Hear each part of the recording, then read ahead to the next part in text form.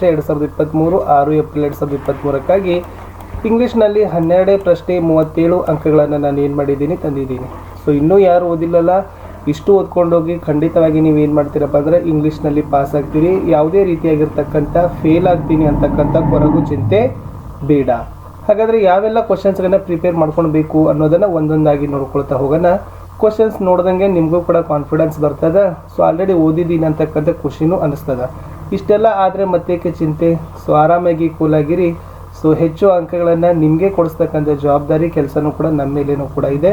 So first of all ಒಂದೊಂದು ಕ್ವಶನ್ಸ್ಗಳನ್ನು ನಾನು ನಿಮಗೆ ಹೇಳ್ತಾ ಹೋಗ್ತೀನಿ, ಅವುಗಳನ್ನ ಪ್ರಿಪ್ರೇಷನನ್ನು ಮಾಡ್ತಾ ಹೋಗಿ. ಎಸ್, 2 ಪ್ರಶ್ನೆಗಳನ್ನು ನೀವು ನೋಡಿದ್ರಿ. ಫಸ್ಟ್ ಒಂದೇದು ಕ್ವಾಲಿಟಿ ಆಫ್ ಮರ್ಸಿ ಅಥವಾ ಬ್ಲೈಂಡ್ ಬಾಯ್ ಆಗಿರ್ಬೋದು. ಈ ಪದ್ಯದ 4 ಅಂಕಗಳು ನಿಮಗೆ ತಂದು ಕೊಡ್ತವೆ. 2 ಪದ್ಯ ಮಾಡಿದರೆ better, but quality of mercy ಒಂದು ಪದ್ಯದ್ದು 14 ಸಾಲುಗಳನ್ನಾದರೂ ಕೂಡ ನೀವು ಓದಲೇಬೇಕು. ಫಸ್ಟದ್ದು ಪ್ಯಾರಾಗ್ರಾಫ್ ಮಾಡಿ ಲಾಸ್ಟದ್ದು ಬಿಡ್ಲಿಕ್ಕೆ ಹೋಗಬೇಡಿ. ಓಕೆ, ಯಾಕೆಂದರೆ ಕಂಪ್ಲೀಟ್ ಪೋಯಮ್ಗಳನ್ನು ನೀವು ಏನು ಮಾಡಬೇಕಾಗ್ತದೆ, ಮೆಮರೈಸೇಷನ್ ಮಾಡಬೇಕಾಗ್ತದೆ. ಯಾವ ಸಾಲುಗಳು ಕೊಡ್ತಾರೆ ಅನ್ನೋದಕ್ಕೆ ಹೇಳಲಿಕ್ಕೆ ಬರೋದಿಲ್ಲ. ಈ 4 ಅಂಕಗಳು ನಿಮಗೆ ಡೆಫಿನೆಟ್ ಆಗಿ ಏನು ಮಾಡ್ತಾವಪ್ಪ ಅಂದ್ರೆ ಮಾರ್ಕ್ಸ್ಗಳನ್ನು ತಂದು ಕೊಡ್ತಾವೆ. ಈಸಿ ಅದ.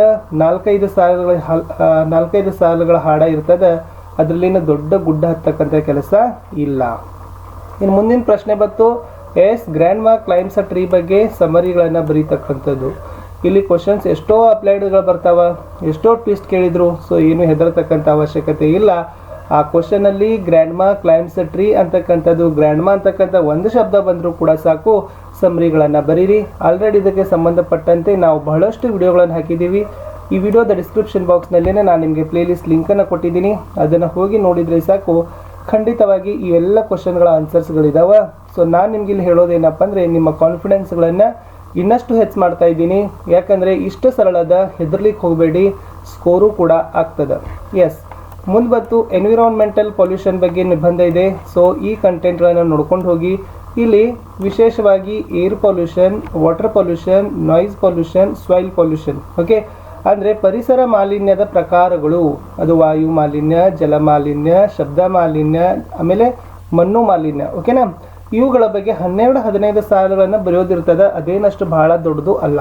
ಅಲ್ಲಿ ಸ್ವಲ್ಪ ಮೇನ್ ಇಂಟ್ರೊಡಕ್ಷನ್ ಬರೀಬೇಕು. ಆಮೇಲೆ ಅದ್ರ ಏನು ಕಂಟೆಂಟ್ಗಳನ್ನು ಕೇಳಿದಾರಲ್ಲ ಅದಕ್ಕೆ ರಿಲೇಟೆಡ್ ಆಗಿರ್ತಕ್ಕಂಥ ಡೆವಲಪ್ಮೆಂಟ್ ಮಾಡಬೇಕು. ಲಾಸ್ಟ್ ಕನ್ಕ್ಲೂಷನನ್ನು ಮಾಡಬೇಕು.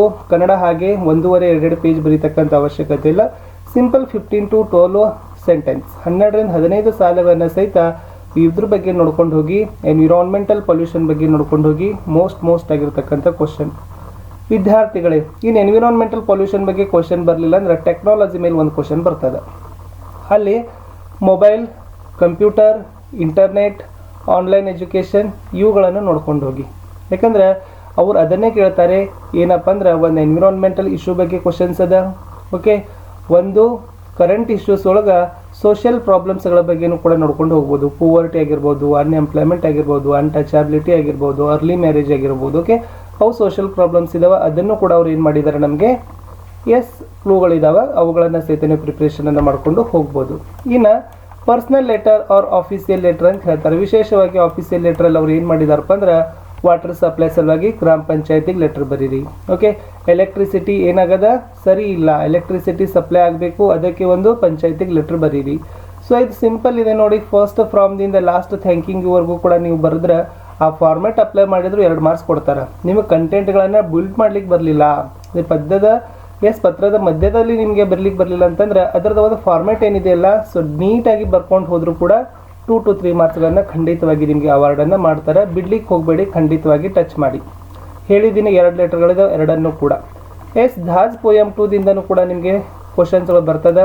ಅದು ಕೂಡ 4 ಇಲ್ಲವೇ 3 ಅಂಕಗಳನ್ನು ಖಂಡಿತವಾಗಿ ನಿಮಗೆ ಝಾಜ್ ಪೋಯಮ್ ಬಗ್ಗೆ ಮ್ಯೂಸಿಷಿಯನ್ ಇದ್ದಲ್ಲ ಅವನು, ಸೊ ನಿಮಗೂ ಕೂಡ ಏನು ಮಾಡ್ತಾನೆ, ಮಾರ್ಕ್ಸ್ಗಳನ್ನು ಕೊಟ್ಟೇ ಹೋಗ್ತಾನೆ.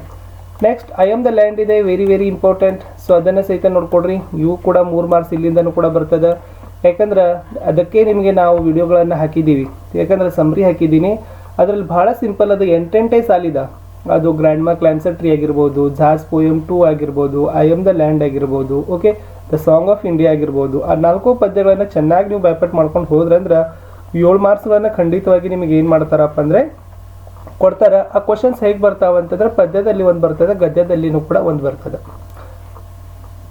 3 ಅಂಕದಲ್ಲಿ ಪದ್ಯ ಗದ್ಯದು, 4 ಅಂಕದಲ್ಲಿ ಸೇಮ್ ಪದ್ಯ ಮತ್ತು ಗದ್ಯದಲ್ಲಿ ಇರ್ತದೆ. ಈ ನೆಕ್ಸ್ಟ್ ಪಿಕ್ಚರ್ ಸ್ಟಡಿ ಇದೆ ನೋಡಿ, ಸಿಂಪಲ್ ಇದೆ.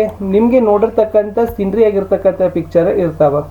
ಉದಾಹರಣೆಗಾಗಿ ಎಸ್ಪೆಷಲಿ ಸ್ಕೂಲ್ ಬಗ್ಗೆ ಇರ್ತಕ್ಕಂಥ ಚಿತ್ರ, ಮಾರ್ಕೆಟ್ ಬಗ್ಗೆ ಇರ್ತಕ್ಕಂಥ ಚಿತ್ರ, ಬಸ್ ಸ್ಟಾಪು, ರೈಲ್ವೆ ಸ್ಟೇಷನ್ಸು, ಆಮೇಲೆ ನಿಮ್ಮ ಸುತ್ತಮುತ್ತಲಿನ ಪರಿಸರದಲ್ಲಿರ್ತಕ್ಕಂಥ ಪ್ರಾಣಿಗಳು, ಪಕ್ಷಿಗಳು, ಅಟ್ಲೀಸ್ಟ್ ಆ ಚಿತ್ರದಲ್ಲಿ ಹೆಸರಾದ್ರೆ ಕಾಣ್ತದಲ್ಲ ಅವುಗಳನ್ನು ಬರೀರಿ. This is okay, there is okay, in this picture ಅದರಲ್ಲಿ ಏನು ಒಂದು ನಾವು ನೋಡಾಕತ್ತೀವಿ, ಏನು ಮಾರಲ್ ಅದನ್ನು ಓಕೆ.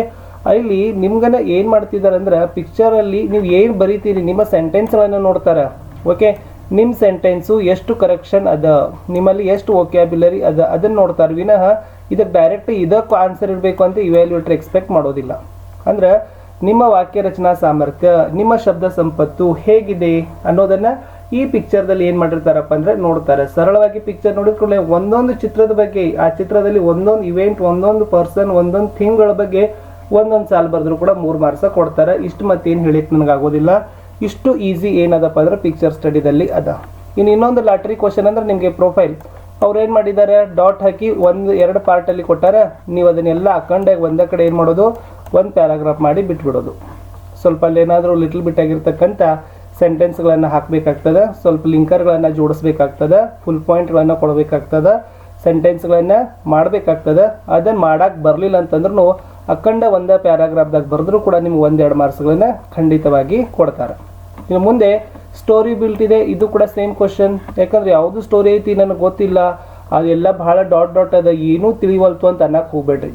ಫಸ್ಟ್ 1-2 ಸಲ ಸ್ಟೋರಿ ನೋಡ್ಕೊಡ್ರಿ, ಅದನ್ನು ನಿಮಗೆ ತಿಳಿದಂಗೆ ಬರೀರಿ. ಇವ್ಯಾಲ್ಯೂಯೇಟರ್ಗೆ ಬೇಕಾಗಿಲ್ಲ. ನಮಗೆ ಏನು ಮಾಡಿದ್ದಾರೆ ಇವ್ಯಾಲ್ಯೂಯೇಟರ್ಗಳು ಏನು ತಿಳ್ಕೊತಾರೆ ಅಂದರೆ ನೀವು ಅದನ್ನು ಏನಂತ ತಿಳ್ಕೊಂಡಿದ್ದೀರಿ. ಎಸ್, ಆ ಸ್ಟೋರಿಗಳನ್ನ ಬಳಸಿಕೊಂಡು ಆ ವಾಕ್ಯಗಳನ್ನ ರಚನೆ ಮಾಡಿರಿ, ಅಲ್ಲಿರ್ತಕ್ಕಂಥ ಶಬ್ದಗಳನ್ನ ಸೆಂಟೆನ್ಸ್ ರಚನೆ ಮಾಡಿರಿ ಓಕೆ.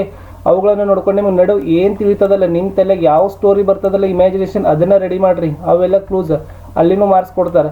ಏನೂ ನೀವು ತಿಳಿಲಿಲ್ಲ ಅಂತಂದರೆ ಎಲ್ಲ ಡಾಟ್ ತೆಗೆದು ಹೋಗಿರಿ.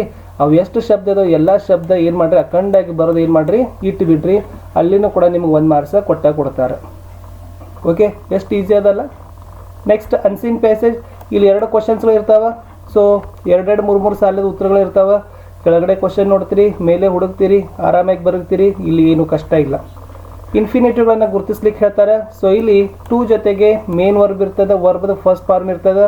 ಸೆಂಟೆನ್ಸ್ನಲ್ಲಿ ಪಟ್ನ ಇದೆಲ್ಲೈತೆ ನೋಡೋದು, ಬರೆಯೋದು, 1 ಮಾರ್ಕ್ಸ್ ತೊಗೊಳ್ಳೋದು. ಈಫ್ ಕ್ಲೋಸ್ ಇದೆ.